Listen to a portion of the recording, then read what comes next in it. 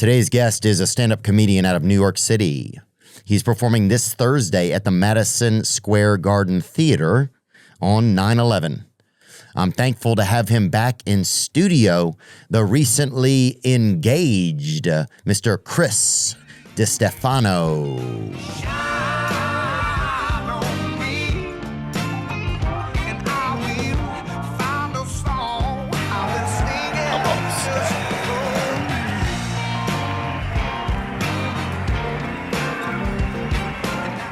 Go pretty good. Yeah, dude, I guess is racism still alive, do you think? What do you think is really going on with racism? With racism, what I really think is going on is I think that it's turning around now, and now it's pretty much just whites and blacks coming together to be racist against the Chinese. You do? Yeah, so that's what I think is the nice thing about racism is we're kind of, everybody's teaming up now. You know? And so it's about a common enemy, because it used to be white versus black, but that's not at all what it is anymore. And Latinos have been absorbed up into white, and everything is just not Chinese Americans, just people from China. Okay. That's where it seems to be going now. Well, some black folks were beating up the Chinese during the COVID stuff. Remember that? That was the big thing. That was, I have a lot of friends, obviously by my haircut, and you've known me for a long time, but I have a lot of friends who are in the NYPD. And I have an honorary police badge just because of the way I look.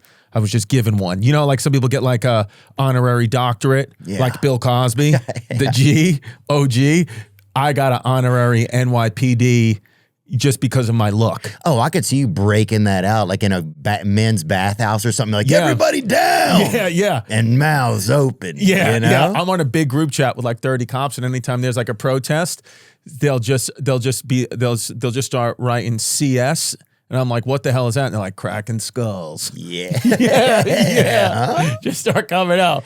Coffin time. That's what it is. Yeah. But I think that Do you really think that? Because racism, like, it's gotten into, like, when I was young, it was like, I don't want to say it was nice or whatever, but it was easy. It was like, okay, everybody was a certain thing, and you kind of got to pick them out, and you knew who was going to pick on you type of thing. Yeah. But then people started getting so mixed. It's like you almost need like a calculate. You're like, well, what is, what, I'm only going to be racist against like half of this person or a quarter of them? It's like, it's just too confusing now. Right. Well, it's too confusing. It's like when you started doing fractions when you were like in fourth grade. And it's also like everybody is every race and everybody's every gender and everyone. Like I have it even in my own family because, I got, my kids are half white, half Latino. And, I have a 10-year-old daughter and a 4-year-old daughter. And there's even division there. Like my 10-year-old has chosen to be more Latina, and my 4-year-old's chosen to be more white. That's what's up. And so I'll have my 4-year-old multiple times. My 4-year-old has, because these kids are so damn good on the iPad now. Multiple times my 4-year-old has been fully on FaceTime with ICE agents trying to get my 10-year-old locked up.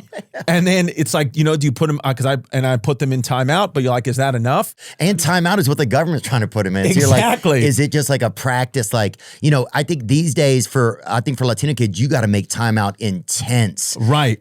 To at least get them ready in case they get picked up. That's what, actually, it's funny you say that. That's what I've been implementing in my house. I have a little room in my basement. That's Alligator Alcatraz. Well, we actually call it Guantanamo Bay. Yeah. And so we have it set up. We have like a little video camera there. We put them all in, masks when they go down there. And it's a whole thing to get them set up, because the truth is, man, is if one of my children has chosen to be white and one of my children has chosen to be Latino. That's on them. That's on them. And it caused division with, my wife and I. Like I have to now choose, and obviously I choose white. Yeah. As you have. I think these days I am on the fence, or like, how do you say the fence in Spanish? Bring that up. La fence. You think? That's French. No, you used to. La valla. Oh, la valla.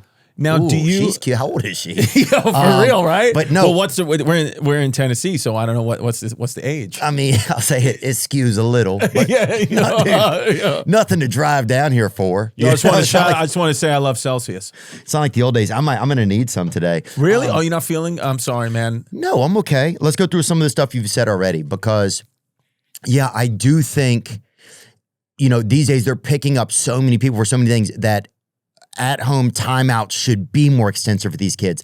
It's got to be more intense. You got to put them under a bright lamp or something like that. You got to, tape their feet to the floor and tickle them. Like, you got to do things that are going to prep them. Well, yeah, and also too, I prepare my children, for kidnappings and things like that, because with all the Netflix content and just content in general that needs to come out, you have to think that networks and streamers are going to start to just do things for the content. So they will just let a serial killer loose or just pay a dude to just kind of get out there and kidnap kids so they have the story. So you have to, my kids want to get into acting, so maybe that's the way.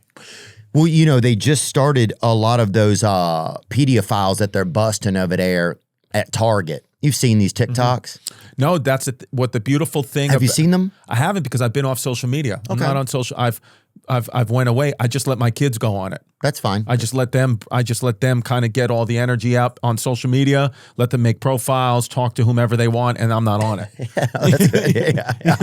Oh, you got to keep the breadwinner safe. Dude. I gotta. My brain got to be here. Yeah. No, dude, I was thinking that there a lot of the pedophiles that are now, I guess, they always, now it's not even cops busting them. It's just like dudes busting them. It's like regular dude. They'll just wander up on a guy and they're like, so who you here to see, Right. And it's just some guy. But the guy has been flirting with a child online, a hypothetical child. The other guy who's busting him has been sitting around pretending to be a child, right, making sexual advances, or I don't want to say that entirely, but communicating sexually with a hypothetical adult, because at that point they don't know they're online. Which both sides of it, like, definitely the predator that's a crime. The other side also has to be a little bit weird at a certain times. Like the psyche that happens if all day or 6 hours a day for 4 days a week, you're sitting there pretending to be a child and like responding to like sexual advances of adults has to be kind of weird. Yes. But then they get them to these places, and instead of busting them, now they're doing things where there's physical challenges and they let them go if they can complete the physical challenge. Yeah. I mean, it's kind of a genius move, because it's kind of like, American Ninja Warrior meets Chris Hansen. Yeah. Which is kind of dope. You know what I mean? Yeah. It's kind of interesting because we have to get to that level. But I think, unfortunately now everything, you got to know what's content. Everything in some ways is content. You do got to think, I agree with you, these people that expose the pedophiles, it's like, you're not a pedophile, but you're also not doing it for the greater good. It's like, I think there has to be some weird psychological thing that has to mess with you after a while. Bring up what some of the those pedophiles that were completing the challenges and stuff. Can you see that? You're looking kind of beefy, dude, up in the shoulders, like you're stronger now. I've been in the gym. Yeah. I'm feeling tired though. Do you think you have early stage COVID? What are you tired from? Do you think? Bro, I don't. You have to, first of all, fully believe in COVID to even get it, I believe. 100%. But they're just getting stronger. That's great. And then they let them back in a lot. It's like they're just getting stronger. Yeah, well, some of them were doing hurdles. One guy had to eat like 40 eggs. And it's like, okay, now Now you got mad protein and you can grab any kid you want. Well, they're getting stronger. So do you think then the solution is obviously to give the kids guns? Oh, dude. Would that be the solution? I don't know. I know that's going to... Because that's what's going to happen is the first active shooter is going to go in with a plan and get shot by the students right away and just feel like an idiot.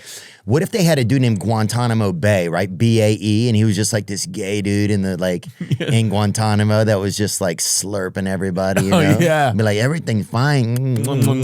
Dude, I would want to get arrested. You would be that. You'd be a great guy to be Guantanamo Bay. And I know how to play both sides. I know how to play Latino and gay. Mm-hmm. Easily. You could do it. I have both dudes living inside me right now. Dude, yeah. Well, I think, look, if that's how you feel, I'm not, I don't know. I'll tell you how I feel about that. So my pronouns are he, nosotros. Yes, he, nosotros. Wait, nosotros, what's this between nosotros and vosotros? Vosotros means us. And what does nosotros mean? We. Got it. I think that's it. Oh, vosotros means you. Sorry, I think it's formal. Can you hit that accent? Because I'm... Vosotros. God, no. Damn, dude. I'll have 2 kids right now. Yo, do you want kids, man? Yeah, I want some. I want to get into that, dude. But I do want to also ask you, though, what did you think about... Oh, they just had that Drewski clip that came up. I want to talk about that. Did you see that? No, but I'd love to see it. It's cool to not know what's going on in the world at all. And it's also cool to catch up with you and I don't even know what's going on in your life. Well, this is the kind of thing that's happening. We will get into that because I know last time you were here, we had a huge conversation for 2 hours. It was Valentine's Day. We talked about love. We talked about where we're at. That must have been years ago, dude. It was a couple years ago. You've had some big things happen in your life. Yep. Where you have been forced into marriage by a semi-illegal alien, and we're going to talk about that. Yes. We're going to talk about that. But first, I want to talk a little bit more about race and race baiting. Okay. Cross-racial behaviors right here. This is a clip of a white male, let's see, that Drewski put together. Okay.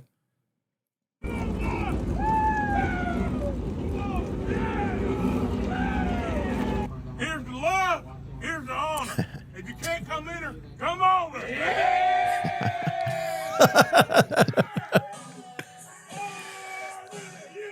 I think this is a Jason Kelsey impersonation also. Look at this. Hey, Joanna! Joanna! She's not listening. Hey, come up. You need to listen to your nana. Look at Cedar Point. Hey, you lost, boy? No, I'm going to the race. What race? NASCAR race. You going to NASCAR? Yes, sir. A little bit.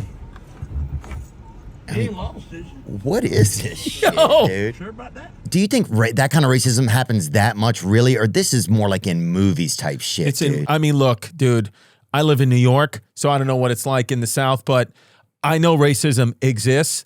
I also know that it's kept alive by the media and the internet and all that stuff because there's so many people that make so much profit off it that you're like, but I mean, I think that's fine. I mean, Drewski doing that is just like a good bit. But I should be able to then fully dress black. Well, that's where I'm going, right? Because at this point, it's like, yeah, this is hilarious, right? Yeah. Like, I thought the part with the black dude was It's great.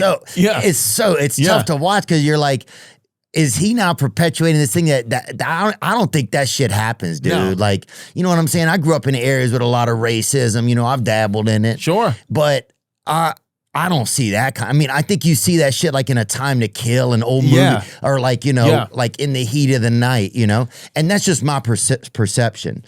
Right. But I don't even know if a lot of my black friends would say that they see that kind of shit. Maybe they do, though. Maybe I'm completely blind. Maybe. But I think at this point, it's like you could do that. Somebody could do a black face if they wanted to. Right. To create humor in it. Do you think so? I mean, I guess you can try. I think you could try whatever you want. You could try. I think you do it up. You try whatever you want. I don't have, me personally, I wouldn't do it. Not because I don't have the comedy behind it. You wouldn't look good as a African American. Exactly, dude. And because I got a lot of skin tags. So even if I went like blackface or black full body, because I would most likely just go black chest. Oh, I go black arms and legs and I get out on the court and I'd ball. Right, and I would keep the face right, but I got a lot of skin tags and moles and stuff, so it wouldn't look right. But I think in the name of comedy, I say give it a try. Yeah. That's why with Drewski, I mean, that was funny to me. Hilarious. Give it a try. Any white person that's offended by that is just, you know, they're kind of Guantanamo Bay in a way. Yeah.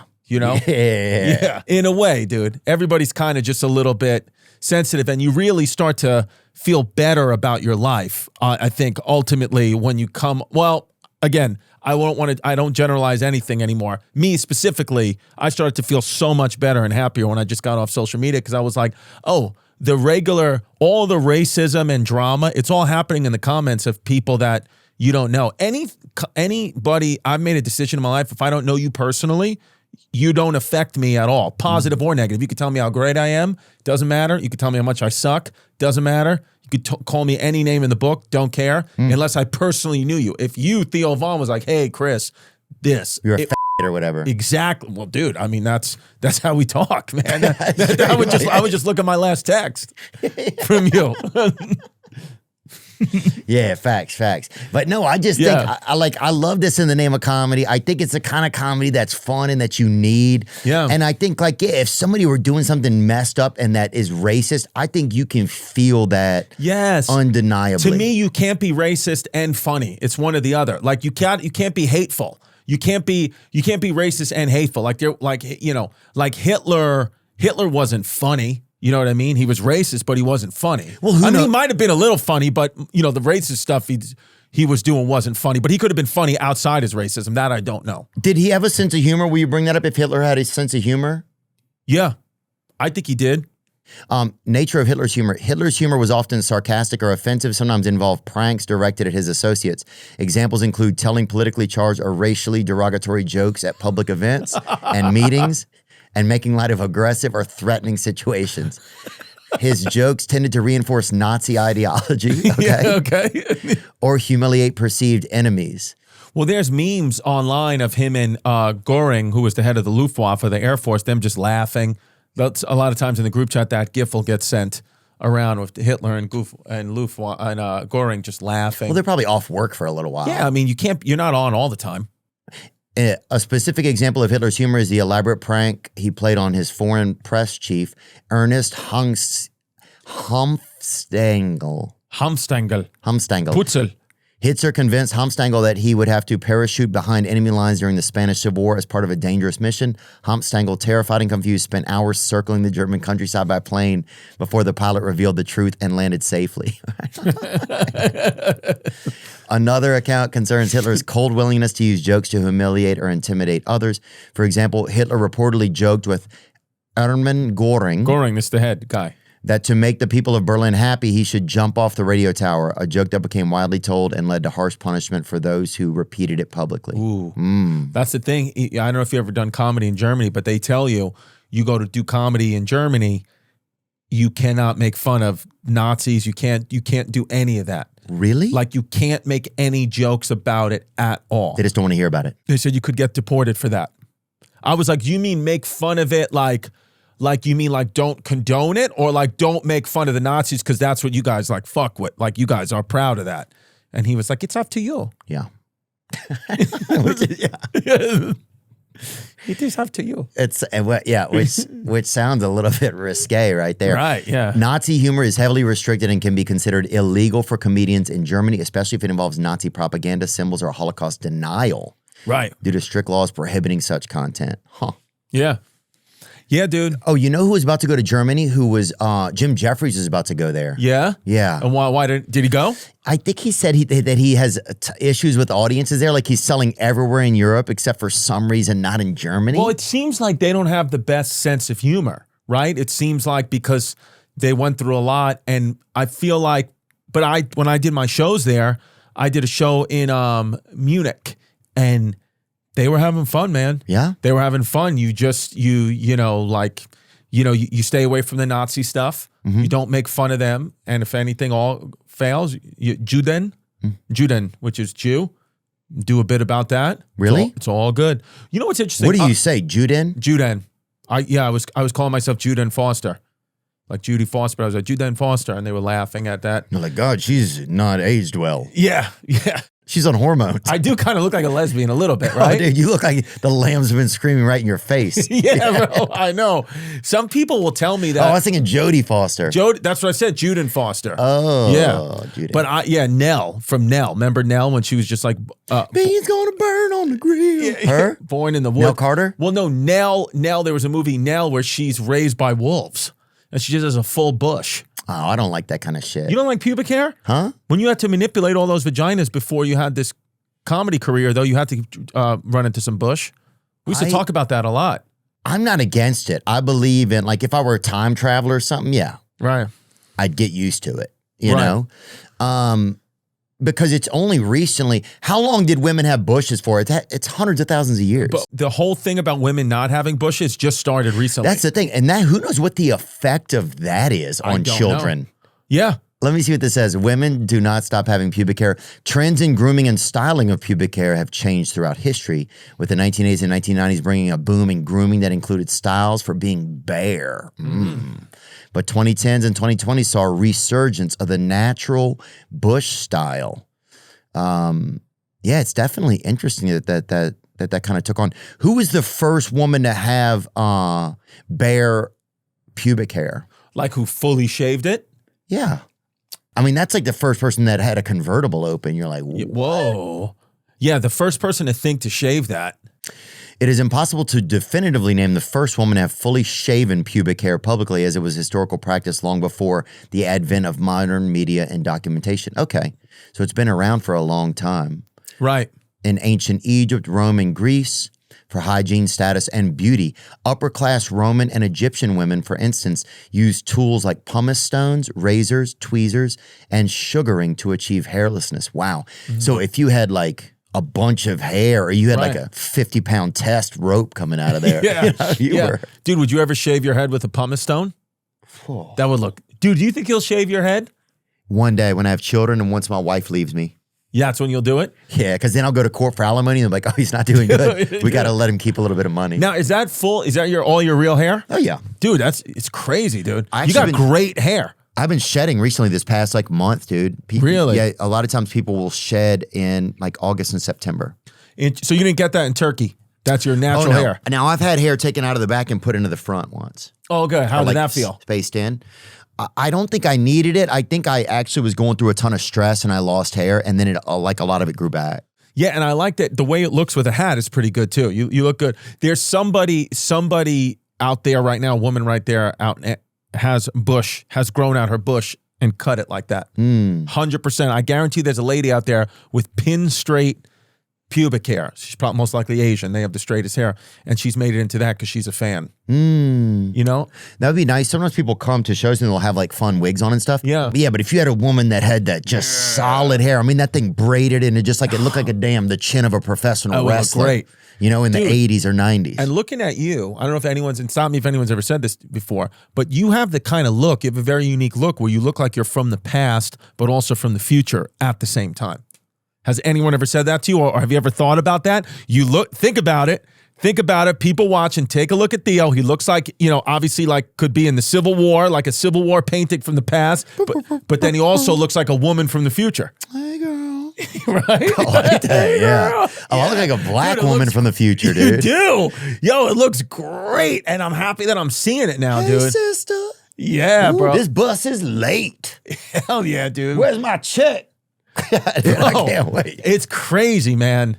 I'm happy we're doing this. Oh, dude, we used to have, I remember there would be like this drunk black woman when our school bus would go by. She would come up and bang on the driver's side, which is not even a door. It's just a window, right, for the driver of the bus. And she'd be like, where's my check? Like that lady was like the bus driver was supposed to bring like her government money or whatever. I was so like, dumb. what the fuck is going on? Yeah, well, I don't have your check, lady. She yelled at us kids. We'd be out looking out the window because we'd be curious. She's like, tell them motherfuckers I need that money. Right. And like, what are you supposed to have money in your pencil case? We don't have any money. Yeah, dude, we're kids, man. Yeah. Yo, you want a bologna sandwich but no crust? You think any of us have money? We all got picked up within the same 3 blocks on this bus. Yeah. Bitcoin hit an all-time high of $124,000 in August, which is pretty wild considering that last year at this time it was about $60,000. When I need more Bitcoin or Ethereum, those are the ones I like to trade, MoonPay is always the first app I open because it doesn't force you to buy a whole coin and it's super easy to use. You can own a piece of any token with as little as $20, and you can use Apple Pay, Google Pay, Venmo, PayPal, Revolut, debit and credit cards. It just takes a few seconds. And because MoonPay has been around for 6 years and is used by millions of people, they power the entire world of crypto and every crypto app. Now, here's where it gets really interesting. MoonPay's partner, Moonshot, is the place to trade new meme coins. So whether you're just starting out in crypto or you've been a degen trader, Moonshot is the best place to make your next move. Now with MoonPay, you'll have the best Moonshot experience, buying whatever meme coin you want, all in one smooth flow. Remember, while MoonPay makes buying crypto straightforward, it's essential to do your own research and understand the risks involved. Crypto trading can be volatile and you could lose your investment. MoonPay is a tool to facilitate your transactions, not a source of financial advice, so trade responsibly. This fall, Sonic is bringing football fans the burger they deserve with the Sonic Smasher. And now when you buy one Smasher in the Sonic app, you get another one free.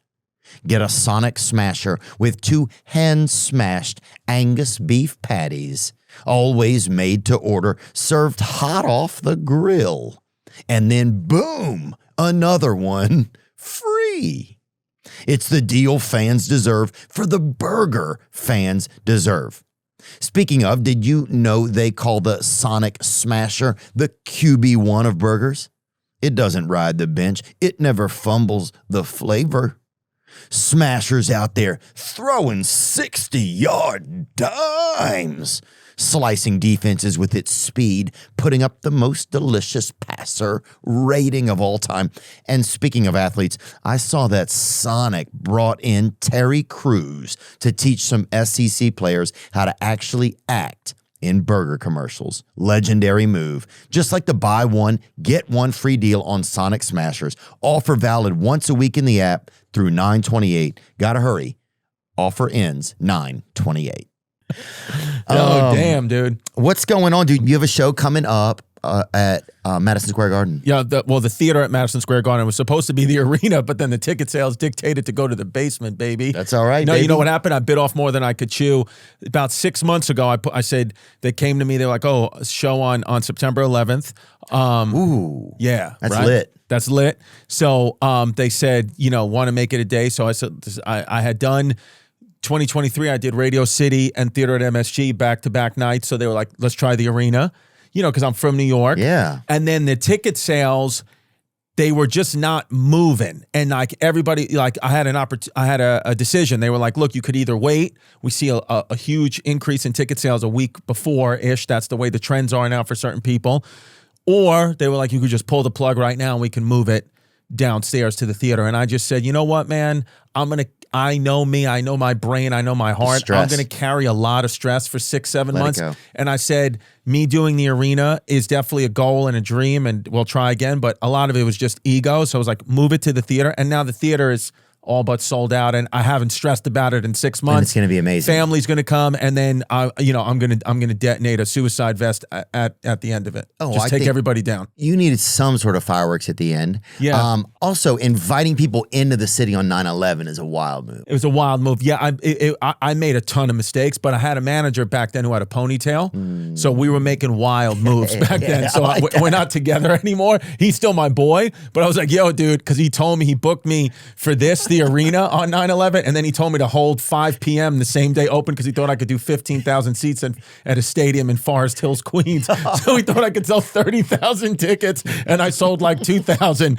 But he said it, but when he was saying it to me, it was crazy because he was like, obviously on coke, and he had the ponytail and the glasses on, and he was wearing bathing suit shorts and like a button up top, and it was December. And he was eating a fruit cup. Yeah, and he was eating a fruit cup, and he was like, you could do it, baby. He was like, I know you could do it. I know you could do it. So you get pumped up, and then he put me on this arena tour, and then we had to cancel them all. Yeah. So I like him. I respect him for really, swinging. But, we have the same agent, but my agent was like telling me from the beginning, he was like, this is a dumb idea. And I said, dude, look at him. He knows what he's talking about. Look at his ponytails, sleek. He uses herbal essence. And then my agent was like, all right. Dude, the guy has 2 barrettes in. Yeah, come on, dude. I was like, look at him. He wears a child's headband. Yeah, dude, this guy is legit. I said, I might fire you and hire him. And then after a week of the ticket sales, agent was like, pull it. Pull it, dude. Yeah. And then he was like, fire the manager. Yeah, so we're still cool. That guy and I are still cool. I hope he's still alive. But that's amazing. But dude. I'm at the theater there, and then but you know what, man? It's one of those things. And my little daughter taught my older daughter, my 10-year-old, because I was a little bummed about this because I was a big moment in time for me. I was like, oh, daddy's going to get to do the arena. I almost wanted to do the arena at MSG because it would almost set me free because that was my only real goal I've ever had to do comedy. A lot of guys, girls, they do comedy for all their different reasons. My only reasons I ever left my physical therapy job was to do the arena at MSG and to have a sitcom about my father. Those are the only things I've ever cared about. So I almost felt like if I could get that one, it would almost set me free because this everyday stress of this career sometimes it plays with you. Because you had the sitcom, right? Well, I had a sitcom pilot, so right. But I'm hoping still. I have one in development now, so I'm hoping that I could get that one and just fulfill at least one of the two, and then set the sights on the arena because I don't know that I'm a guy that does stand up forever. I'm already mentally being like, it's very difficult for me to go on the road and be away from the family. When I started this, I didn't have a family, but now that I do, I'm like, man, this weighing, so I'm looking for real opportunities to just stay in New York. That's where I live. That's where my kids are, and my wife and kids. But my daughter, what she told me was, I guess she had just learned it in school. I was like upset when we had to pull the arena because it was like this whole big exciting thing for me. Your daughter was upset? Well, my daughter was. Well, yeah, because I mean, you know, she's got upset because she has to tell her friends in school like my dad's a loser, right? So she had to say that. So she told them that. But then she was like, but she said to me when I was upset about it, she was like, "Oh, it's all right, Daddy." She was like, "Remember, in this life, there's no losses, just learning." And I was like, "Nice, that's it." Wow, she said that? I say my daughter, but it was actually Yannis Pappas, who I do the History Hyenas podcast with. But he looks like my daughter. Oh, yeah, that's what's up. Like, yeah, because my daughter looks like Marisa. Oh, yeah, it's a beautiful. That was her first word. She went, "That's it." Yeah. So me and Yannis, we got the History Hyenas pod, and so it's back. It's back, bro. We came back about a year ago. That's him and I, you know, we kissed and made up. Well, we 69'd each other, and dude, this has been some of the most fun I've had doing comedy again because it's you're talking with your friend about history, what I love. Oh yeah, in New York City, which I love, and it's a place for me to stay in New York, and we really just have a lot of fun doing the History Hyenas. Oh, and he's again, so dude. smart.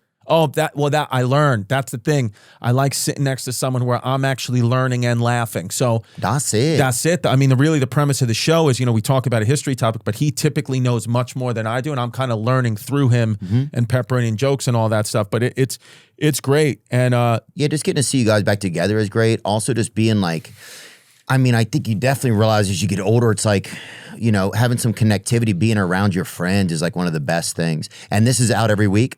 Every single week, we come out every Thursday. Awesome. And my message is if me and Yannis could patch it up, Israel, Palestine, so can y'all. I saw the tagline actually for History Hyenas now. It says 2 chat GPT sluts. Yeah, because it used to be 2 Wikipedia sluts. But that come see history in a different way. Yeah, that come see history in a different way. 2 chat GPT sluts that come see history in a different way. Yeah, dude. And on our Patreon, I don't know if you guys do Patreon here, but on our Patreon, dude, like we've just been, him and I have been going crazy because basically, you know, when we first did this show, the rules on YouTube were different, right? Like in 2017, 18, 19, YouTube wasn't as strict as it is now. So we almost are kind of feeling like the show that we used to do for free on YouTube can only exist on the Patreon. And the show we do on YouTube is definitely dope. But we are like, man, dude, we came out and we put out these episodes that we thought were good and YouTube just kept dinging us. Yeah. So we're like, yo, now we can only have fun on the Patreon. But, you know, for me, man, I'm solely focused. Like I never had goals in this, and I was always flying by the seat of my pants, really for my whole life. But now I'm like so laser focused on anything I can do to stay in New York City and make as many of pickup and drop offs with my kids as possible. That's what I'm looking for. So like the idea, even if you know, somebody came to me and said, I'll give you X amount that'll change your life financially, but it's a world tour, I would say no. Yeah. I would say I can't do it. Time has literally become more valuable than money to me right now because I think my kids reach that age where I'm like, oh, when they're little, it's one thing, but when they're older and you're missing everything, you're like, oh, okay, hold on. What's the priorities here? And you like the kids. Like, I think if the kids hit 4, 6 years old and you're like, yeah, dude. I got a buddy, his son, right? And bless him, Benjamin. That's my buddy's name. And his son, he named his son fucking Benjamin. I'm like, you fucking loser. He didn't even think about it. What a dick. He didn't even think about it. The wife was unconscious or whatever because the birth was, it's a black guy. And he's like, yeah, it was a hot birth. And he's like, just give him Benjamin, you know? Sure. He goes, and I'll change my name. And the nurse like, no, you don't, that's not how you do it. Like, he thought you could do it. Like, if he names a kid Benjamin, then he's not Benjamin anymore. I'm like, this fucking guy should not have a kid, right? But yeah, he's at the point now, he's like, dude, me and my kid have nothing in common. I'm like, dude, it's not how it works. It's not like you got put with a roommate like your first year at like Nichols State or something. I mean, you're just doing your best, you know? Yeah. You have to be the leader in the relationship. But But yeah, I think if you get to a certain point and your kid is just like, you know, he's not doing, at least pulling a little bit of weight, it's got to be kind of tough. Well, that's the thing. Well, like I said, my daughters are, you know, they're motivated. As I said in the beginning of the show, I mean, my 4-year-old has got, you know, a point of view. She calls legitimate, says, I'm racist against Latinos and I call ICE on my own family. Yeah. For me, it's country first. And I loved, I mean, every password on my phone, on my key lock, you want to break it to my house or break it to anything I own, you want my bank PIN password, you know what the only 4 digits that it would ever be. You know what they are. 0000. 1776, baby, the year of this country. And my daughter, my little one, takes that. And then my older one, you know, like I said, she's more Latina, extortion, gang violence, things like that. Oh, yeah. And they've picked lanes, which I really respect and love. I like that. Look, but there is a little division because obviously the older one is pro-Palestine and the little one's pro-Israel. I like that shit. Yeah. Well, I think here's one thing, dude, is a lot of like Latinos too. I actually one of your daughters sent me a picture, and the pro ice one. Yeah. She's had a tattoo on her back that said, "This ice don't melt on me." Yes. Yo, for real. It's crazy, shit. right? It's very risque. But you know what, dude? Bro, you know what's crazy? We've been doing this for like roughly an hour, and you've said risque 3 times in 3 different contexts, which I respect and like about you, and I've always liked that about you. Well, first of all, Risque also was a urban girl that I went to high school with. Yo. And I hope she's doing well, Risque Wilson. There was 2 kids that I went to high school with. They were brothers. Their names were Majestic and Scientific Map. Nuh-uh. Yeah. I didn't go to school with them, but they played basketball in a school around the time I was playing basketball, and those are 2 interesting brothers' names. I love that. You like that? Yeah, I just love that. I think in black culture, anything could be your name. That's true. Like we get like 1 out of about 110 names. Yeah. But in black culture, it could be, it's fucking. Dude, the guy on the Jets was named DeBrickshaw. Yeah. DeBrickshaw Ferguson. His first name was DeBrickshaw. I met a girl, her son was named No Dante, right? She's like, I was going to name him Dante, but I knew he was going to be misbehaving. So I wanted to put No in front of him. Yo. I'm like, that's freaking amazing. That's genius, man. Let's talk a little bit about what's going on in New York. I know right now you guys have Mom Donnie. Do you think he'll be able to, he's running for mayor, right? He's probably going to win too for mayor. He is, But wow. that's why I've packed up and left New York City. Really? Yeah. Well, I live in the suburbs. Okay, so you've already left. Yeah. But what's that heat up there like? What's going on? Do you notice any of it in the air or not? I think Mom Donnie, you notice that people are starting, the New York Post, which is the only one I mess with, the New York Post really goes after him hard. Oh, they do? So there's a little bit of fear-mongering, I think, amongst the media. I do think that he probably has good intentions, but I think, like most of us think, is that, you know, New York City is a city that you need millionaires and billionaires, and if you drive them all out with the tax hikes, then you're just going to lose the city. So I think that's the fear. I think I understand what he wants with, you know, everybody should pay more fair taxes. I'm all with that. Mm-hmm. But he has an idea of like raising the millionaires tax, billionaires, like to like a level that they're just, because I know people, it's easy for people to say, oh, but they have so much money. It's like, yeah, but that's their mindset, how they got so much money. They never thought like that. So you're not going to change some like 55-year-old like white dude's mindset. Like he's about that money. Mm-hmm. So if you want him to stay and keep contributing to the tax burden, you got to make it appetizing for him, or he's just going to go to Florida or Tennessee or somewhere else, or she or they. Well, let me establish him a little bit. So Zoran, he is, what ethnicity is he? Pakistani, I think, is he, or Indian? Zoran. You don't want to mess that up because Pakistan and India are. Well, you don't want to mess with the Zoran. You don't. No way. Oh yeah, there's Mom Donnie. He was born in Kampala, Uganda. To an Indian family. Okay, Zoran Mamdani, the Democratic nominee for New York City mayor and current assembly member, centers his politics on affordability, Social Security nets, freeze rents on rent-stabilized units, and triple affordable housing construction, aiming for 200,000 new units in 10 years, increased enforcement against exploitive landlords, and establish an Office of Deed Theft Prevention for homeowners, especially in Black and Latinx neighborhoods, Alphabet City, double funding for public housing preservation. Yep. Distribute baby baskets with essential goods and resources to all New York City parents. Increase New York City minimum wage to $30 an hour by 2030.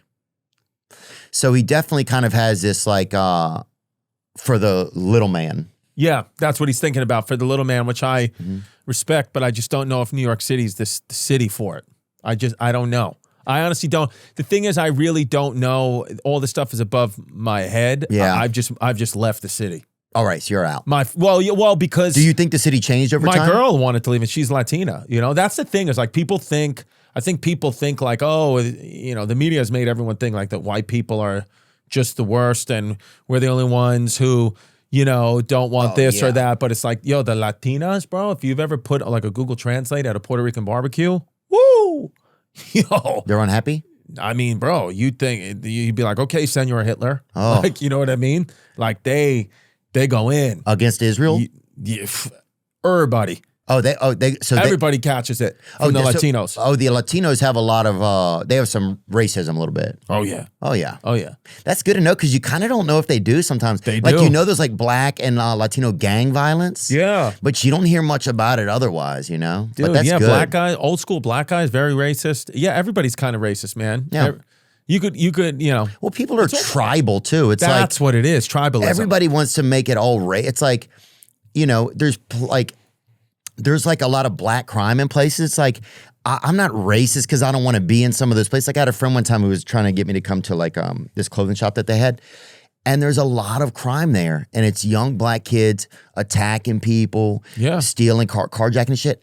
I'm not going, or it's like, no, I'm not It's like, that doesn't make me racist. No. I just want to preserve my own life. I'm just trying to live, baby. But Right. but I think more and more now, from again the little sense, just talking to people, not on the internet, just like in real life, of every race. More people getting sick of it. More people like, yo, let's move past it now. Not everything's got to be racist, sexist. I think the Me Too, the pandemic, I think it like kind of, it hit its fever pitch and now it kind of like broke. And it's just like, people are like, I'm exhausted by that. Don't talk to me about that. Yeah, I agree. I think people see that it's also like this thing that they try to get like different political groups to fight over. It's all a smear. It's all like, hey, fight over this shit while everything else disappears. Like, you know what I'm saying? So people are starting to get to know about it now. Yeah.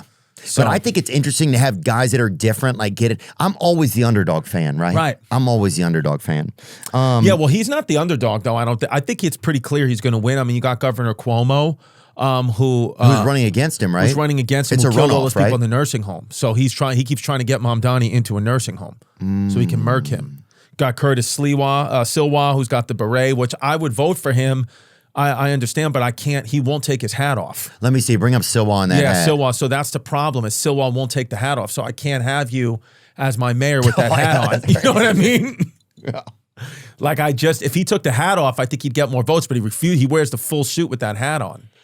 Oh yeah. And he's kind of like the Muffin Man. Let's get a look. Let's get a little bit more of him. Can we get some audio on him? Yeah. Lyft and Uber, and they are constantly being threatened with perverts who come up to them, sexually harass them. Men, for the most part, don't have that issue. Pat, I'm in all 350 neighborhoods, all 472 of the platforms in the vast city subway system. I'm the only candidate in this subway every day. What are you talking about? Do you think he acts like what is he the fucking is he the lord of DoorDash drivers? There's no way he's in all those places, dude. Could you imagine? He looks like Isadore Dash, dude. He looks like the great chancellor of DoorDashian. Dude, he's just yelling about perverts and Ubers. Dude, they should have a show called Keeping Up with the DoorDashians. Yeah.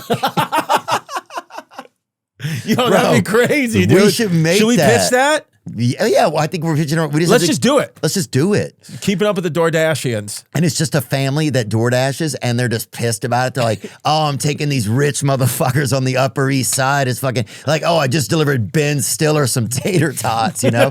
They're just fucking pissed at everybody. They're like, oh, Dershowitz wants his waffle fries shaped into a kid's pelvis, you know? You're like, that seems a little risque.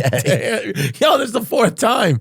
Risque. Oh, it does, dude. I love it, man. Keep it going. Thank you. Let's get a counter up there. Keeping Up with the DoorDashians is a hit show, bro. Wow. See, that's what I'm saying, dude. You think your mind is not there. You keep saying your mind needs these little mental resets, and that's how you're able to get such good bits, and you're taking little breaks, which is what more people should do. You take little breaks. That's what I was saying. That old dude that I was telling you about the muffin, who told me he doesn't stress about the muffin, he told me he's 98 years old because he takes little breaks. He was like, oh, when you put your kid in the car seat, put in the car seat, and instead of just going right back to the driver's seat, close the door, yell some slurs, right, breathe deep, drive the car into a garage, shut the door, keep the engine running, and then you leave. No, he said, take a long walk around the car, take 5 seconds to breathe and reset. You got your baby safe in the car seat. And then don't just jump right in the driver's seat and start driving. take 5 seconds the long way. Find little breaks throughout the day. Yeah. And that's what you do. You take little breaks. I like it. Like resetcism instead of racism, resetcism. Resetcism. Or like recidivism, but it's reseticism. I like it. You know what I'm saying, dude? Thanks, dude. Get a little reset. Reset. I haven't seen you in like 2 years. I know, man. It's crazy, dude. I can't believe that that it's been that long, you know? I think time just gets like kind of going and then things get kind of hectic. I know. Are you home or you're on the road? Are you staying? Is your goal to stay home like my goal is to stay home? It is now. You know, I've been on the same tour for almost 4 years. So you're off it now. I have, we're doing taping a special in to New York at the Beacon. Beacon. Best theater. You doing it for Netflix, Al Jazeera, Hulu? Netflix. Nice. I would do it for Al Jazeera. They didn't make an offer, but yeah. I'm going to Saudi Arabia. I could hit them up.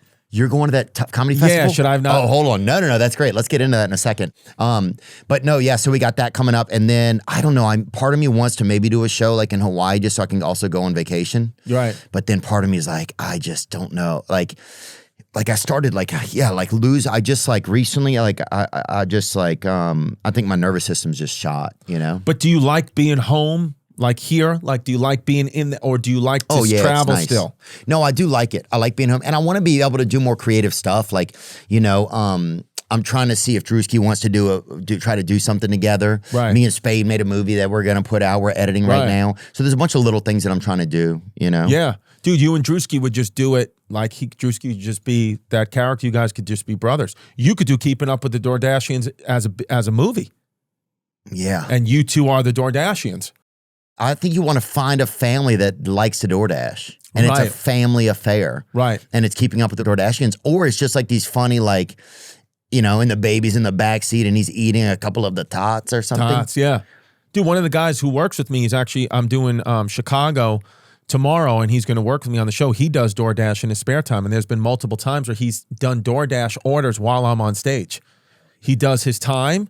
And then he knows he's got about an hour while I'm up there and he does some DoorDash. The kid's hustling. He's told me too what the trick is too. Like they all eat for free, the DoorDash drivers, because like, you know, when they get hungry, they'll just eat somebody's McDonald's or KFC order and then just kind of never deliver it and then let them take it up with DoorDash and DoorDash will usually just refund their money and then reorder it, but they ate the food. Because it's not up to that. Like he said, there's no system. It's not like they know, oh, this guy, this driver took it. They just line up the DoorDash deliveries and you just take it and you take the receipt and no one's checking. No one's like scanning you as the driver in. So you can do whatever you want to the food that's not connected. That's how you show the man right there, dude. Yeah. Now somebody doesn't get fed. Somebody and their kids do not get fed. Right. They're splitting up a yogurt or something at home, which is tough to do, dude. But my boy's point was the drivers don't make any money either. He's making like $8 an hour. So he's like, what about him? Now I got to eat your food. Some people, they love doing DoorDash. It's fun.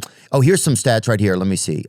As a U.S. food survey found that nearly 30% of food delivery drivers, including those on DoorDash, admit to taking a bite of food from customers' orders at least once. Dude, Mark Normand will take a bite out of your food. I've seen him do that multiple times at the Comedy potato Cellar. skin, Jews. You know, he's the best, dude. He's the fucking best. Is he number one or what? You guys, I think, y'all's personalities in New York are so fun, dude. Louis was just in town. Jim Norton was here. Yeah. Did you have Louis and Jim come on the show? Yeah. Yeah. And it was just like, oh. Dude, Jim Norton, I've been, you know. You and I met each other by Jim Norton and Opie. Opie and Anthony, dude. You would go way back. And then half the people we used to do the show with are dead, bro. Fucking everybody's just dropping dead. Vic Henley. Yep. Chef Carl, Ruiz. Damn, sucks. But, you know, rest in peace. But but Jim, dude, he said this bit, him and Anthony Cumia did this bit the other day that, they like reposted. I had to text Jim, like I almost crashed my car from laughing. Because, by the way, like, you know, love this pod, but you know how like we do this, like this is our profession, and even sometimes comedy can't be as cathartic for us as it is for the audience because like we get stuck in you know, if you listen to some dope comedian or like you laugh, but you're like, man, you kind of have this self-reflection, like I should be better, blah, blah, blah. Jim Norton's got a new pod called Jim Norton's Pod Can't Save You. And it's I listen to it like I'm an audience member. Like it's my cathartic. Like I wait each week. I listen to the episodes. When they have the episodes on, they had an episode, old school one with Colin Quinn and Rich Voss, where it's like that old Opie and Anthony energy, like from the early 2000s. It just hits me in a way where I'm like, oh, this is the gift of comedy. Like I was going, you know, if you're going through stuff in your life, you're depressed, you're sad, you need a laugh, that's the pod I go to. I gotta start listening Jim to Norton that. Can't Save You. It's one of, to me, it's like Jim in all his glory. But this bit, I came across it and I was dying. I kissed my friend's grandmother, which I know is trying to. Oh, right. And it was like a little peck and our lips touched, and I'd be lying. Whose lips were thinner and drier? You have a little contest. I would be lying if I said I wasn't turned on. I was a little turned on. I like the taste of Geritol. But I couldn't do anything about it because I'm like, you know, then they close the lid.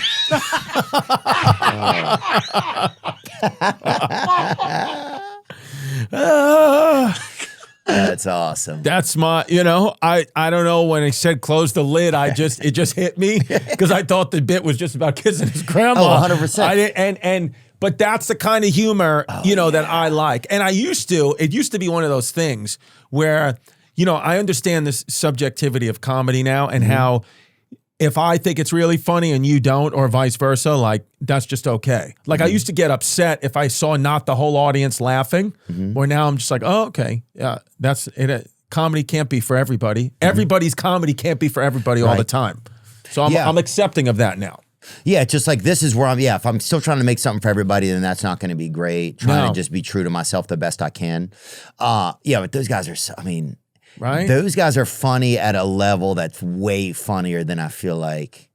I mean, way funnier than I'll ever be and way funnier than I think we are now. Well, I think you always feel like the generation before you is funnier. Well, like if you sit at the Comedy Cell and you ever get stuck at the back table with Jim Norton, Colin Quinn, Rich Voss, those guys, and they start hammering jokes, and then it comes to you, and you 9 times out of 10, I don't have anything to say. Yeah. And then you just get abused, and you realize, hey, with this game, it's ticket sales, money, fame, fortune, all those things are whatever. Though there's a part of it that's great, but it's like just pound for pound fun.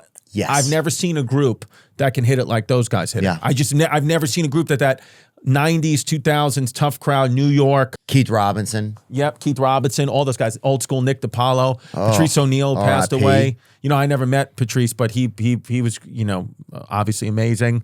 Geraldo, those old school New York guys. Can't even imagine. Yeah, because there was a time where I was like, you know, people, you know, And Schumer was in there. She was so funny. she was with that crew, yeah. I mean, she was so good. You know, and now I feel like with comedy, I feel like, you know, things are different now. And I just feel like, got to just do it. You know, we have like these niche little audiences. I've convinced myself at times to try to be happier with less. You know, I'm trying to. Dude, I was getting a massage the other day, and it was by a man. I prefer a man a lot of times. 100%. I don't like. But he doesn't do the happy ending though. You don't go that far with I a don't guy. let anybody do that. I mean, I'm not driving across town so some loser can jerk me off when I can do it myself at home. I'm not going to do it. And no offense, if you're a masseuse, you're not a loser or whatever. I don't mean that. I just mean like the places I go, it's not like nobody's been to a school or like in a beauty school. You know, there's not a hot rock in the room unless it's in an 8-ball in somebody's pocket. You know, there's no, it's not that kind of shit. It's just like the light bulbs kind of work and somebody will fucking run up your back. You don't know if it's a bug or a little Vietnamese woman. Dude. But it helps you relax. Same thing. Yeah. No, I'm kidding. And then it'll help you relax. No, dude, I had an uncle who fought in the war. Oh, dude, I don't give a shit. I haven't decided what side I'm on. Right. But here's the thing. It's like, okay. I went in there and the guy, I paid him up front. This guy's such a great guy. And I go to 2 massage places. There's one in Westwood that I go to in Los Angeles. It's called Siri Foot Spa. And it's amazing. And then there's one in Nashville that I go to called Crest Foot Spa. Nice. And both Why of did them, it have to be a foot spa? Like, what is that about a foot spa? Because you just get the feet done? No, but I'm just saying, if they'll get into your feet, they'll get into the rest of you. That's true, dude. You know what I'm saying? If you start with how, you know, they say you don't know a man until you walk a mile in his shoes.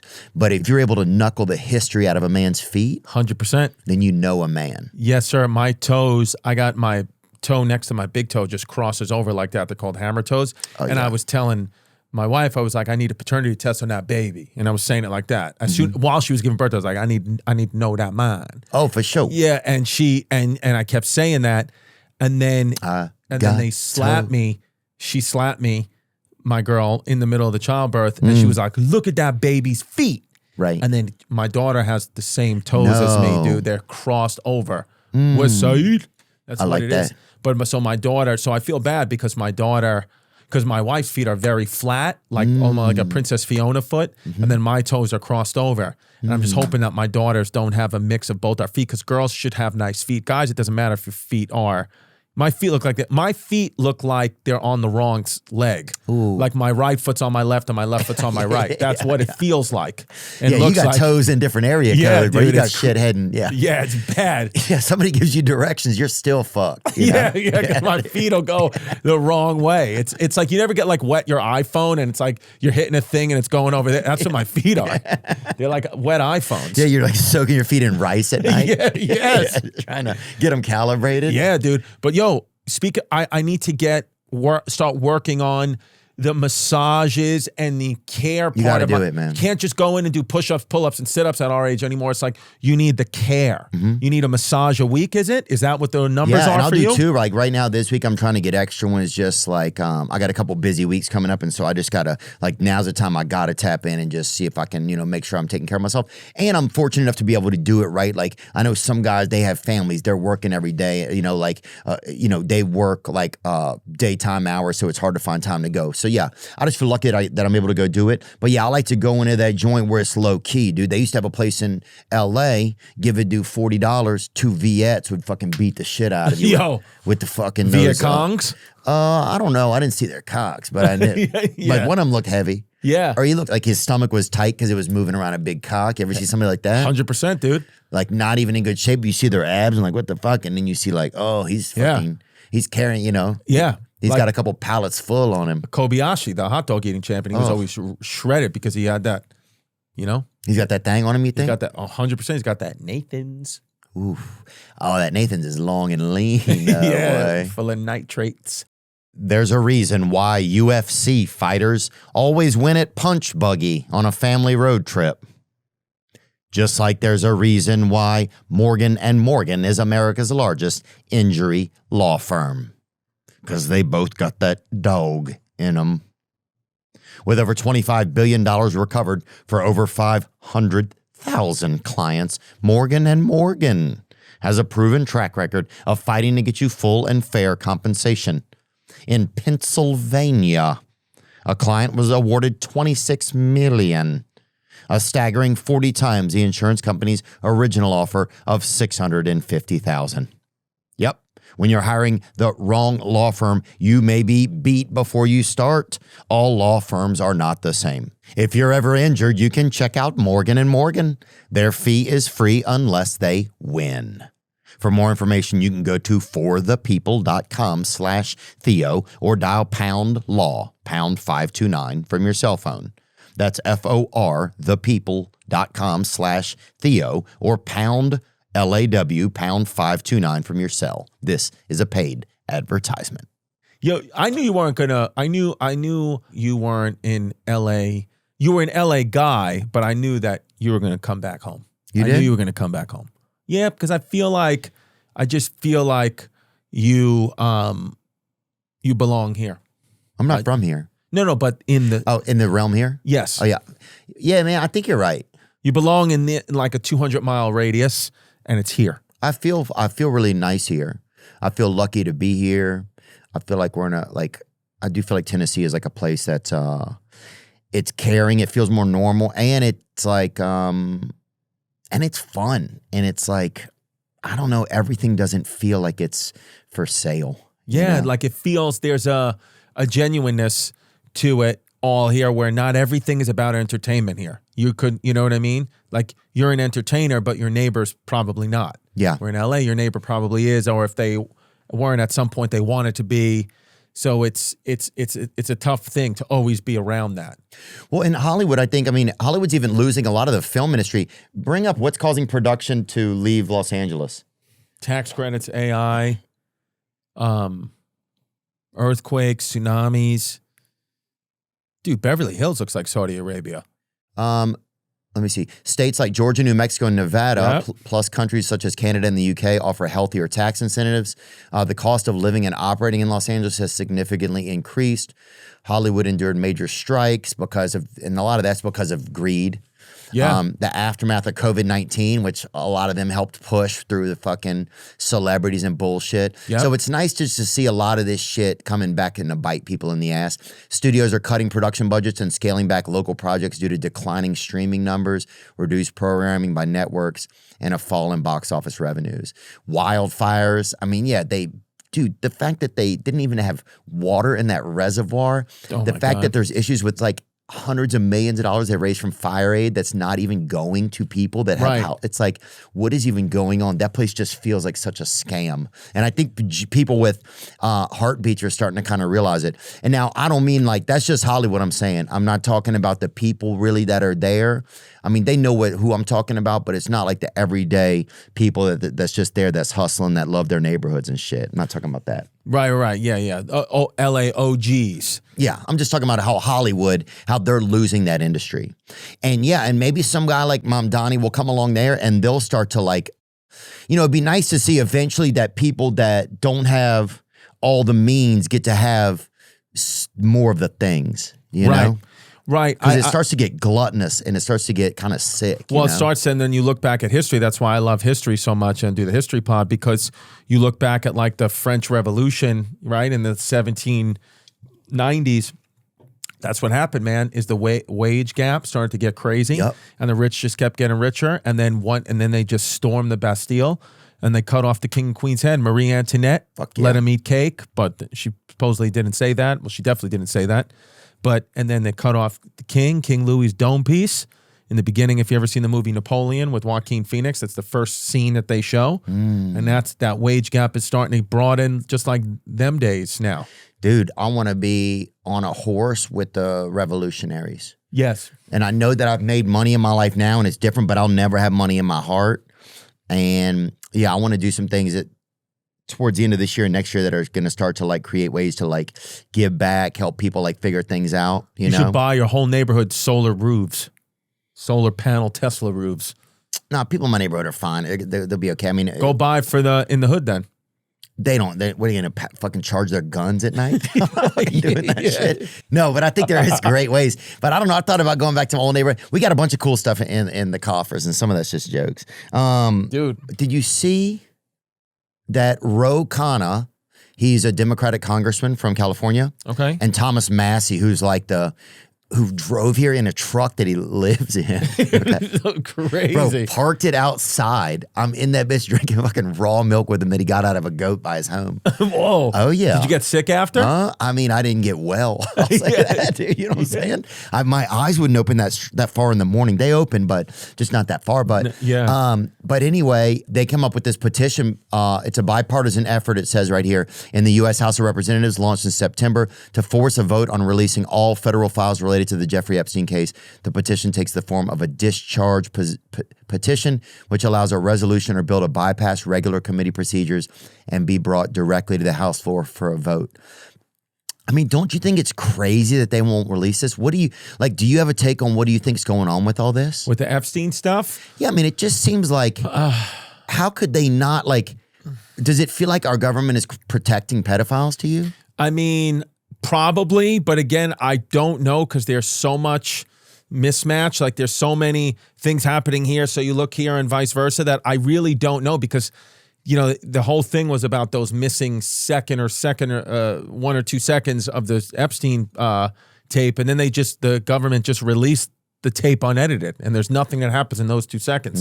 So there's nobody that came in or came out of it. Now, could there be some more advanced technology we don't even know about that they're just making things happen? Probably, but I don't know. I really don't know. There are times where I find myself going down a rabbit hole of it, and then I try to take myself out and say, how does that, even if they are protecting pedophiles, how does that help me or hurt me in any way, shape, or form? It's like, dude, just go make your kid an avocado toast. Yeah. Just go literally try to. Right. Do the next right thing. I try to make it small. I try to make my life small now, man. I'm like, Yeah. I don't know, dude. I don't know Epstein. I don't know Trump. I've never met these people.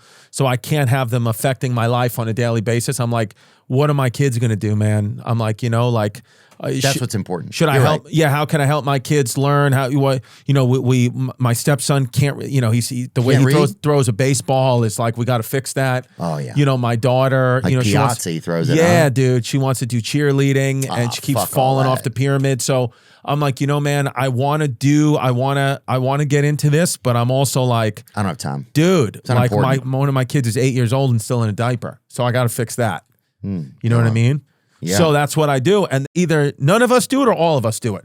That's I say. I tell my, I don't tell my kids that. I tell my kids other gems where I'm like, do the right thing even if nobody's looking. Do the right thing. You do the right thing even when no one's looking. Like Spike Lee. Exactly.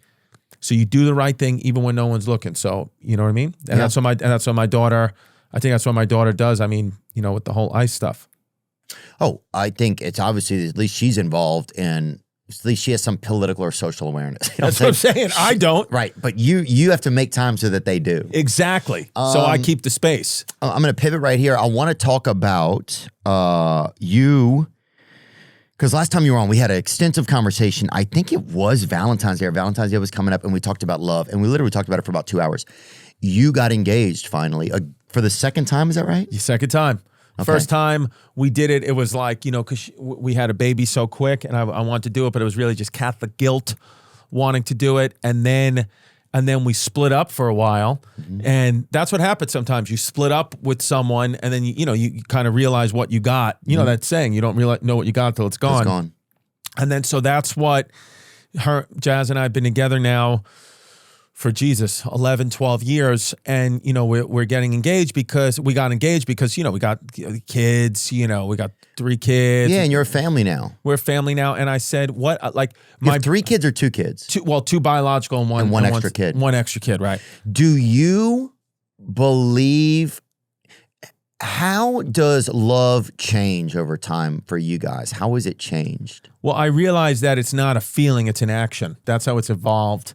To me, tell me about that a little bit. Before that love is an action, but wait, tell me a little more. Meaning, to me, the first sense that I felt anytime I ever saw what I felt when I first saw Jasmine. I remember you told me at a bar. You guys were at a place. It was a volleyball bar. Yeah, called Place to Beach in Brooklyn. Yeah, and it was a pun. And then I felt, and they got shut down because they were selling the fake vaccine card. First of all, dude. Look, yeah. Deep in Brooklyn. Dude, there's nothing like meeting an illegal alien at a fake vaccine card shop. Yeah, okay? It was amazing. If your marriage doesn't start out like that in America, then fuck you. I think. So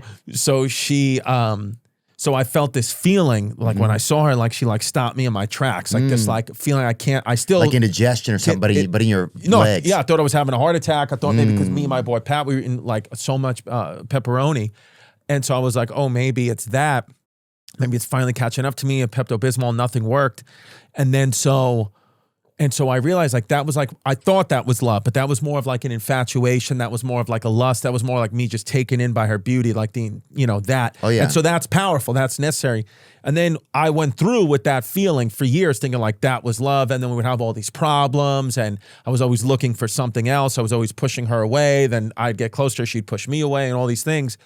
And I realized these are just that wasn't love. Love to me was in action. What I realized was all these years later that the real love was her and I coming back together after, a big fight, her showing me so much loyalty, me showing her loyalty, her being there for me when the things were not going well for me. All those things that's the love, the action. Love is an action. And I see her do that for me because I used to think that she, I would always be searching in my brain, being a bit of a perfectionist as we all are, I think in comedy, we always want everything to go right. I would always say, oh, she's not perfect. So you're looking for something else. Your brain is always what's the next best thing? What's the next best thing? And then, at some points you say, okay, I can go get this or get that, and then looking for what's perfect. And then I realized at some point it hit me. I was like, oh, she actually is perfect because she's taking me in from all my imperfections. She's understanding how imperfect I am and still accepting me anyway. So that is like someone who's perfect, because a lot of people wouldn't do that. A lot of people would have just thrown me to the side by now and been like, hey, figure it out. Because she knows I love my kids. She knows I'm always going to take care of her. Right. You know, so it wasn't about the money. It wasn't about, oh, I need a man in my life. It's about specifically me. She's taking me in for my imperfections. So for me, that makes her perfect to me. And after all these years, I've realized that all that and the action of love and you know what we have with our children and building a family, like there's nothing, your life is happening right now. And I have like a perfect life right now. And I don't live in the zero-sum game anymore. It used to be, if my career was down, I'd be unhappy. If I wasn't feeling if I was feeling out of shape, I'd be unhappy. One thing could make it all unhappy because I was playing zero sum. It's either all or nothing. I don't do that anymore. I'll say some things in my life are up and downs. Everybody's life, it's all in flux. How were you able to adjust that? Like, was there something that happened that made you sort of see that? Because that's pretty powerful to hear about, man. Because yeah, I think I've certainly had that. Like, one thing will affect kind of how I operate for the rest of the day, and then or affects how I think about myself. Well, I think children, that's why it's important. You know, in my life personally, people do what they want, but for me, abort all your kids, whatever you want to do. In New York City, you could kill them all up, I think, till they're 18. I think you can have legal abortions. That's what AOC said. Or you can send a kid to Gaza and Israel kill them. Mom Donnie's going to make it 21, he said. Is he? That's what he said. That's what the platform, some people are voting for that. You can abortions up to their kids are 21. So, but what I felt like, you know, how I learned all that is literally just by like listening to my kids and watching what my kids kind of want from me and expect from me. And I realized that, you know, you could spend your whole life thinking about, oh, what's going to happen tomorrow? Always being, you know,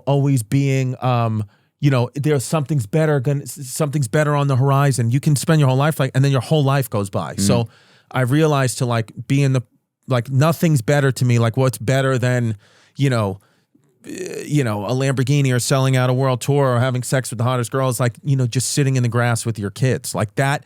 And it's not for everybody. And also at times it's not even for me. At times I'm sitting in the grass with my kids. I'm like, this sucks. I want to go drive in a Lamborghini. But it's not a zero-sum game. Exactly. But those moments that I do have when I am fully locked in, I'm always chasing that. If I'm chasing one thing, I'm always chasing that with these. I've had feeling throughout my life of being locked in with my family. I've never had a euphorias like that. I've never been happier than that. And it doesn't happen all the time. At times I'm home with my family trying to find that feeling and I just can't, find it. But I don't beat myself up about it anymore. I'm like, just keep coming. Yannis talks to me a lot about going back. Life is coming back to the present. Always come back to the present. Always come back to the moment. That's your job. Come back to the moment as much as you can throughout the day. Come back to the moment because it's all happening now. I try to be where my feet are. Like there was a time when I was talking to you the last time we spoke about love and on Valentine's Day, half of my brain was with you and then half of my brain was probably back home at my kids or, what I was doing after that or my show. But now I'm fully locked in just with you. That's one thing I have definitely can feel I've gotten better. I'm where my feet are. I'm fully with you right now. And then when I leave, I'll fully be with the driver, and then when I speak to my family, I'll fully be with them. You know what I mean? And then I'll fully be with an Asian dude in the bathroom at BNA Airport, baby. Yeah. Right? Because got Viet Cong. The Viet Cong's getting me. I got those camera shoes. Yeah. So that's how I feel. I don't know if I've explained it correctly. Round trip to Saigon. Yeah, Guantanamo Bay. So I don't know if I explained it right. No, I think you did. That's what it is. Well, I think it's funny when you say something that it's like, I let my mind like. I'll have a thought and then my mind will multiply it. Right. Kind of. Yeah. I'll have a feeling or one bad thing will happen, something that's not my favorite. Well, because the brain is going to go towards connections. Right. And that's the connective tissue. That's why they say those mushrooms or acid, one of them is good because they say it wipes away your opioids. I can't remember which one. That's what they say. One of them. Something on Joe Rogan said that. Yeah. I don't know. But that feeling, it's like this thing where I was thinking about this the other day, like to be happy. Me and Yannis were having a conversation about this, and he had different feelings, but I was kind of saying like, faith. You got to have faith. Like, people talk about hope and all that, but I feel like faith is to me is better. Like faith is on a creator, and like hope is just gay faith. It's just exactly. Hope is gay faith. That's the merch. So faith. So you got to have faith that like tomorrow will be better. So it kind of goes against what I just said, but on the same hand, it's like simultaneously, I think this balance of life is have faith. You know, we had to get out of the caves basically as, you know, Neanderthals. We were getting out. You have to get out of the cave, like to go survive and advance and all that. So it's like you got to have this faith that there's a better life outside the cave by also acknowledging simultaneously that what you have in the cave is enough. It's a delicate life. It's just balance. You know what I mean? Dude, my uncle, he used to tickle us, right? And the only way we could get him to stop, you had to say the N-word to get him to stop. Right. I was right. Like, oh. I have the same uncle like that. And the only way he'd say, it's not tickle, but you say the N-word, it's the only way to get him to come. So when he asked, because he wants to give, like donate his sperm. Oh. So he wouldn't be able to do it. The prostate wouldn't work, nothing. So, but because he's got such potent sperm, so if you yell the N-word, he'd bust a nut. And then that's how he was able to give back to his community by helping some of the ladies who were infertile make more babies. Oh, you yell the N-words so the whites will pop out, you know? They're like, what's going on out there? Right. He's black. Your uncle's black? Yeah. That's good. I have one black uncle. I actually had a Puerto Rican uncle, for real. He passed away. He was dope, dude. He... True story. Somebody robbed my mom coming down the block, and they were robbing women, taking their purses. They took my mom's purse and multiple other ladies' purses, and then they would sell, take their money, and it was running out of the back of a bodega that, you know, they had like steal their money, sell their stuff, whatever, sell their license, I don't know. And my uncle would go to that bodega and drink beers and chill. And he heard them talking in Spanish about, they just took this lady's purse. And he was saying like to himself, he's like, I think that's my sister-in-law, right? So he didn't like this guy already. So they got drunk, and then he brought him. He had a whole craft like a tool shed in my garage, and he had he took this guy back to the garage. He thought they were just going to drink beers or whatever, and then he tied him up and he put on a welding mask and he welded the skin off his knees. For stealing from my mom. And then he gave my mom all her money back and all that. And he had fossilized this guy's knee skin. Fuck. Dead serious. He was crazy, dude. Fuck. And he would drive me to school. I don't know if I want you here anymore. He would drive me to school. He's dead, though, that guy. Yeah. I mean, I was a little kid. They didn't tell me till I was an adult. I feel bad for everybody in that. Right. Yeah, but the guy was robbing purses. He didn't kill him. He just melted the skin off his knees. I think sometimes you got to have some serious measures. Yeah, man, I like finding that, finding love and committing to it and realizing that the rest of the stuff is distraction, you know? Yeah, but also too, I mean, I say all that stuff, but I also don't know what the fuck I'm talking about. Right, but you know what you're talking about for you and you're trying your best. I don't think you can say that. You know what? You seem insane. No, but you know what I've been realizing too, like just about me, I mean, like, you know, because I'm only me, like there's moments of the day, almost every day, where I'll have some like I'll say something like so intuitive and tight, but I'll say it like only once in a while does that get captured on the camera. Like when I'm supposed to be doing my job here, I'm just babbling. I don't know what I'm talking about, but I'll like get on the plane tonight and have a conversation with the person next to me, and it'll be like next level on. And so I wonder about that. No, I think people sometimes... You ever do that? Oh, yeah. I have conversations in my head. I'll listen back. After I get, I'll be listening to the edit of an episode, just watching through. And I'll be like, why didn't I ask that? This should have asked this. That's insane not to ask that right there. But I think it's just where your brain is and what you can handle and what you do and take on at the moment. Did you see, there's a clip of a woman took a man into the mall and made him walk. He cheated, and she made him walk with a sign on. Do you see that? No, but this is awesome. Feel free. He's a cheater. Cheater. And this guy has a sign on. It says, I had a two-year affair. Ask me how, it says. Yes. For your fans. He had a 2-year affair while I had his second baby. We intentionally had a second baby, and he was having an affair the whole time. This feels real to me. Do you? It feels real, but to me, it's like... Is this valuable, do you think? Is this the kind of stuff we need to keep marriages together? No, I would, get a divorce, dude. You don't want to be with her. Well, he should have gotten a divorce than to go ahead and have a more family. the good thing about like, you know, my lady is if that, you know, if I ever had a 2-year affair, which I haven't, but if I ever had a 2-year affair, she would never do this. She would punch me directly in my spleen. Yeah. She would, that's what would happen for that. Like she would find an organ. She's good. And she's lefty. Oh, their flyweights are welterweights. And she would hit it probably with the ring on. So she'd hit me hard in the spleen, pancreas, something like that. And she would that's what I would do. And I would kind of shit blood or piss like an blood. Irish Mickey Ward for or a little whatever. while. Yeah. But then she would probably make me plantanos or some, you know, dish, the maduros, the smashed plantanos. She would make it for me maybe a couple of nights later. Yeah. She'd be all right.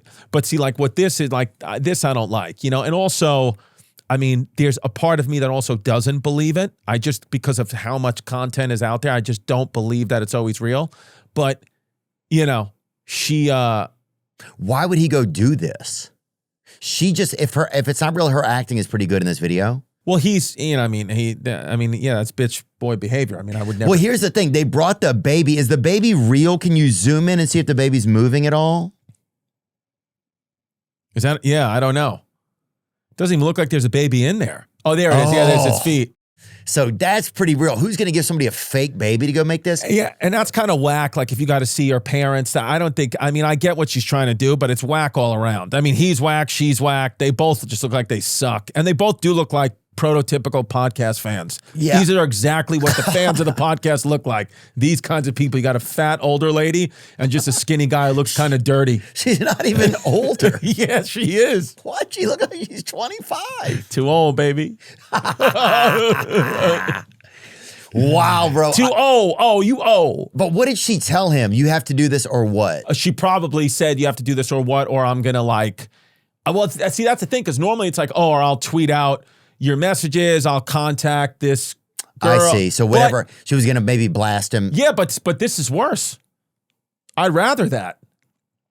I'd rather that than go ahead, tell everyone you've ever met, because I don't want to do this. Yeah. I don't believe, and I bet you if you scroll through the comments, most people are saying this isn't real. Let's see. I don't think it's real. Let me see. She entirely emasculated her husband. She should have just left him. Do you believe, like, how many of these comments do you think are real people? And have you ever commented That's like a great point. on a video? You're right. It's all a mirage. Right? Like It's all. I feel like it's getting to the point now where it might be like over 50% of the people that comment on your stuff are bots.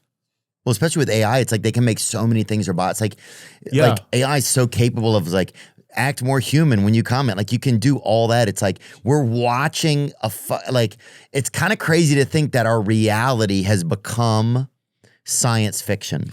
Right, but it's the reality on the social media platforms and on the Is science internet. fiction? No, our reality has become fiction. But then what's science fiction?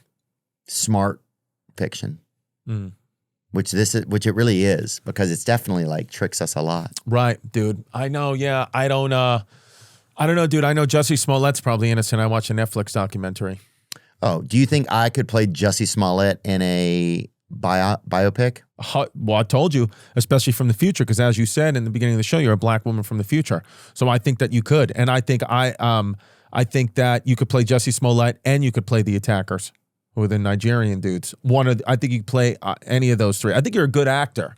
Thanks, dude. Even though I've never seen you act, but I have a feeling that you're a good actor. Feelings mean a lot. Dude, remember when you said on Opie and Anthony or the Opie show all those years ago that I look like a deaf guy that goes to the gym? I remember. Bro, we had so much fun in there. Dude, that was crazy. And you know what's crazy too to watch that video? If you ever like you watch that, you could watch that clip and, you know, just think about like at that point in your career, like you were kind of struggling. Oh, yeah. Or you said you were struggling. We thought, you know, you were like, I remember us going to have lunch and you were like, man, like I think you had done a show the next weekend in Sacramento Punchline. You had forgotten your pants. Yeah. And you had to take the opener's pants. That's a true story. Don DePetta, you had to take his pants. I remember Yeah, that. because you didn't have pants, dude, and we didn't sell barely any tickets at the Sacramento Punchline, and then blew up. That was so much fun going in there. Dude, going in there in the morning, going in that building and getting to go in there. Oh, it was and great. like there was like you were in there. Bobby Lee used to go in there and eat bull dick. There were heroes in there. Hell Bobby yeah. ate bull dick? Yes, he ate bull dick on Opie's show. I don't there know a if you were video on the of show. it? Yeah, there's video of it, him eating bull dick. And then Howard Stern was there. Remember, he was down the hall. That you know that New York Sirius XM building, it's not like that at all anymore. There's Really? like a ghost. There's nobody. I mean, Opie and Anthony's not even a show anymore. Jim doesn't have a show anymore. Howard Stern still has a show, but he never goes in.